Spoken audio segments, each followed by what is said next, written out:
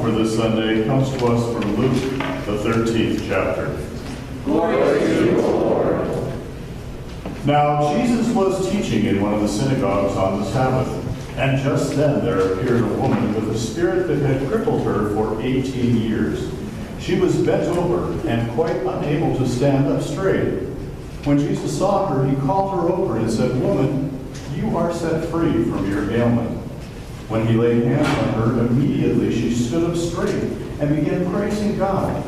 But the leader of the synagogue, indignant because Jesus had cured on the Sabbath, kept saying to the crowd, "There are 6 days on which work ought to be done. Come on those days and be cured, not on the Sabbath day." But the Lord answered him and said, "You hypocrite!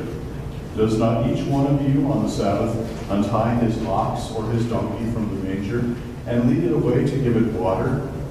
Ought not this woman, a daughter of Abraham, whom Satan bound for 18 long years, be set free from this bondage on the Sabbath day?" And when he had said this, all his opponents were put to shame, and the entire crowd was rejoicing at all the wonderful things that he was doing. The Gospel of our Lord. Praise to you, O Christ. Please be seated.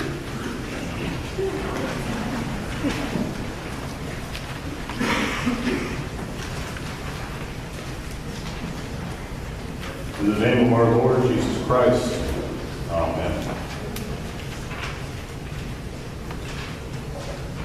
So there are a lot of images that I kind of want you to start working with as we begin taking this scripture and unpacking it.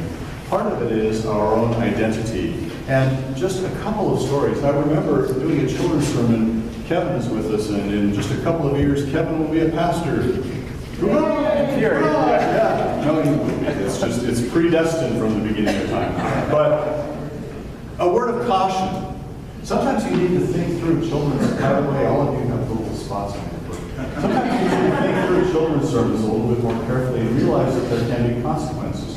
When I had just been a pastor for about a year, I wanted to talk to the kids about baptism and how in baptism they were not just anointed with water, but that they were also anointed with oil. And I thought, well, I have olive oil, but I want the kids to kind of realize that it's really special and really fun. And so I thought, I know what I'll do. I'll put a little bit of a scented oil in it. And that will make it really kind of festive and fun. And so, not realizing what would happen, I put a little cinnamon oil in it. Yeah, somebody has kind of done something similar, I think. Anyway, the oil smelled great, and I put a cross on every one of the kids' forehead. And I said, it's a festive thing, and it's a joyful thing when you are marked with the cross of Christ. And I sent them all on their way. What I didn't realize is that it didn't hurt them, luckily, but cinnamon oil burns your skin. Well, not badly. I mean, come on.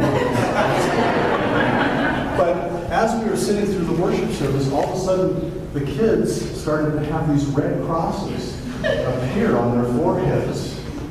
And the parents were going, "Wow, marked with the cross of Christ. Hopefully not forever." And all the kids were running around with red crosses on their forehead. It did eventually go away. So, marked with the cross of Christ and being able to gain our identity from that is something that I want us to be thinking about. Someone else who comes to mind, and it feels like a little bit of a tangent, but the pieces will come together, is my aunt Violet, who lives down in Hood River, Oregon. And Aunt Violet, when she was about 16, 17, she was born a brunette. And I don't know, she just had decided that she really didn't want to be a brunette any longer. And there was somebody, some famous movie star, actress, Rita Hayworth or somebody like that, who had this incredible red hair. I probably have the wrong person. It really doesn't matter. Most of you don't remember back that far. But she had this incredible red hair, so Aunt Violet decided, unbeknownst to anybody else in the family, that she was going to become a redhead. So very quietly, very secretly, she bought all the ingredients that were necessary to change her hair color to red. The first thing that she had to do is she had this beautiful brunette hair, so she had to get the color out of that. So she bleached out her hair. And then she had this wonderful red hair color that she put in, except it didn't work right. and she came out flaming pink.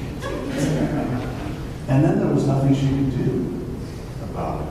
Now, the moral of the story, or the repercussions of the story, is that from that point on, she had a nickname. And her nickname from that point on was Pinky. From 16 till she was 60 and beyond, I grew up knowing her as Aunt Pinky.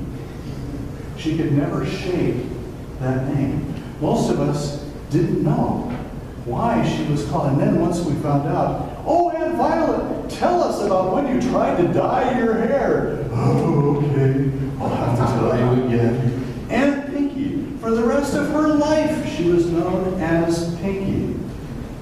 Now, this story kind of rolls around for us and connects, because it may not show up very clearly in your gospel lesson, and I've talked to you about the fact before that sometimes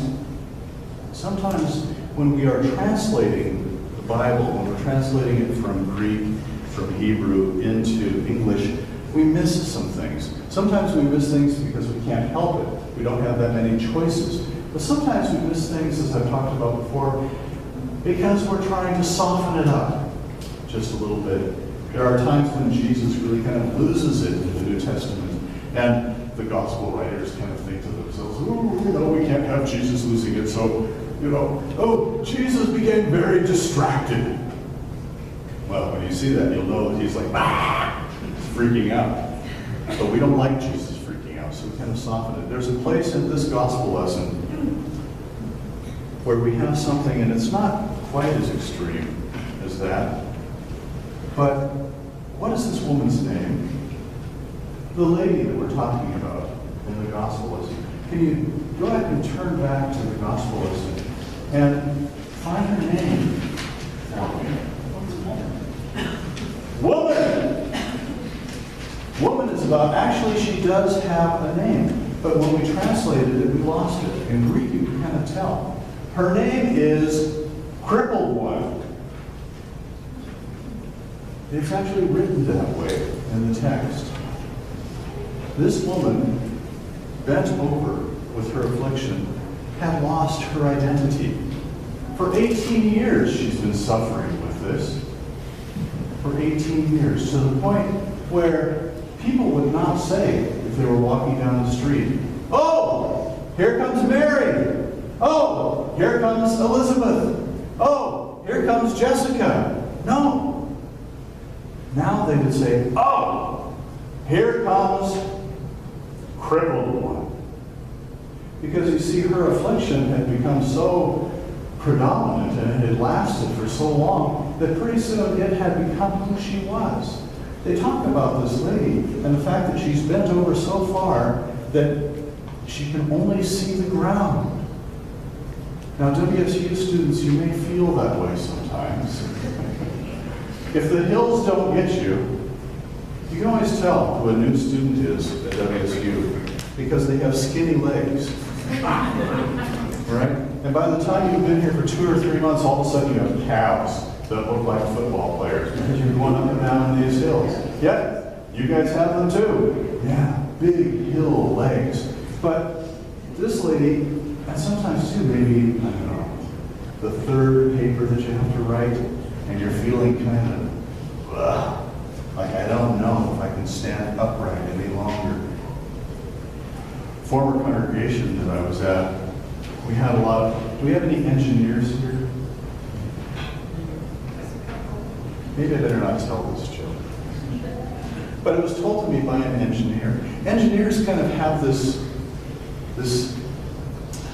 of being kind of introverted a little bit, which is a great thing. I'm introverted too. But Chester, an engineer for Boeing, back in the former congregation, came up and he said, Pastor, he said, I just heard the best joke. Now, for Chester to be going, Pastor, was really like a big thing. He was obviously very excited about this joke. And I was thinking to myself, okay, what is this joke going to be like? From Chester, a Boeing engineer. And he said, Pastor, do you know how to tell the difference between an extroverted engineer and an introverted engineer? And I said, no, Chester.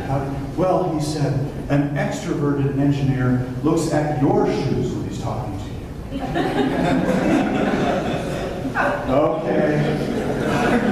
I have to ask for forgiveness at the beginning of the year. But this poor woman, when you think about this poor lady who was going through her whole life, bent over like that, to the point where her whole frame of reference, her whole life was focused just on the ground that was in front of her. Jesus reaches out and touches her and heals her.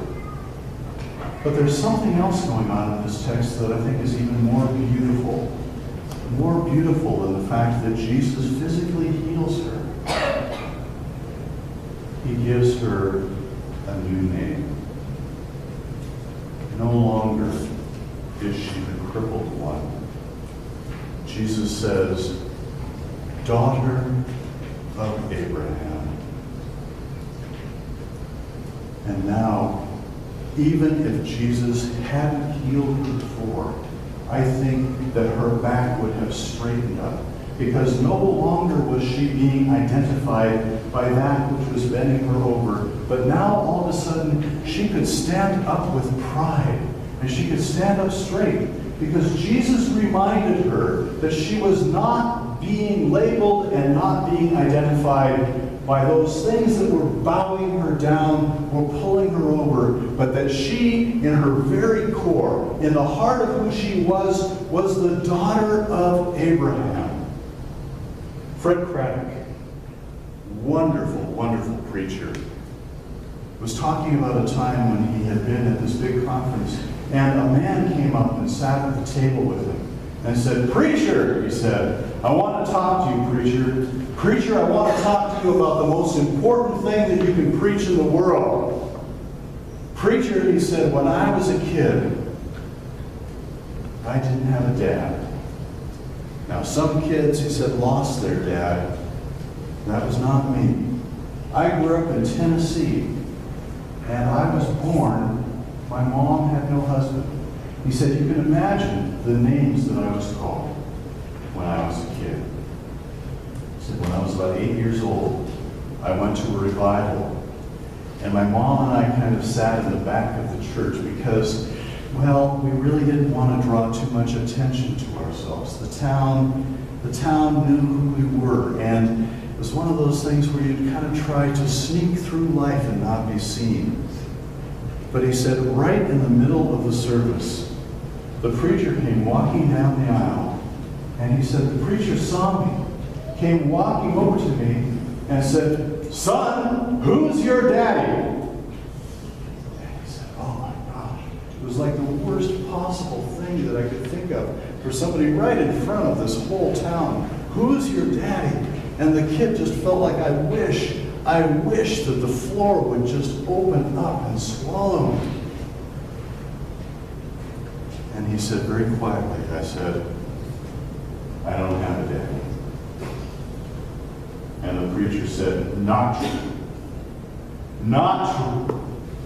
He said, you have a daddy. You have a daddy who is God. You have a daddy who is the King of all things. You are the Son. You are the child of God. You are a part of this kingdom. So, son, hold your head high, because your daddy is the heavenly King who is the daddy of all of the people who are here. And he said, that moment, suddenly it was like a weight was lifted off me. All those names that I had been called before, all of the shame that I had endured before, suddenly felt like it was dropping away, because it just simply didn't matter. I was a child of God. That man who was talking to Fred Craddock was Al Gore Sr.,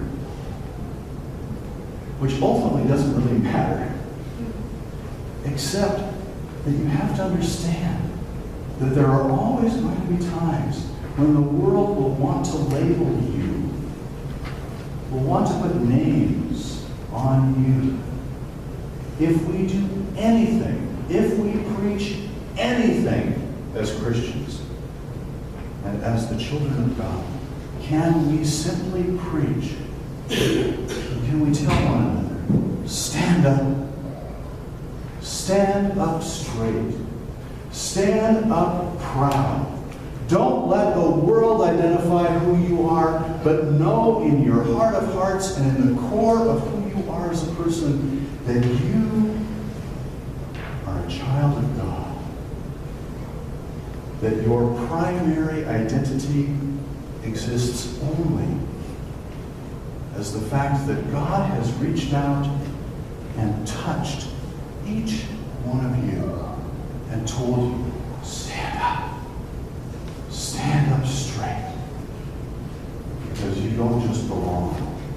You have purpose, you have value, and you have great things, great possibilities that God is laying out in front of you. Sometimes all we can see are our shoes. Sometimes names like Pinky or whatever the name is that's given to us will last throughout all of our life. Sometimes we get so bent over by what this crappy world can do to us that all we can see is the ground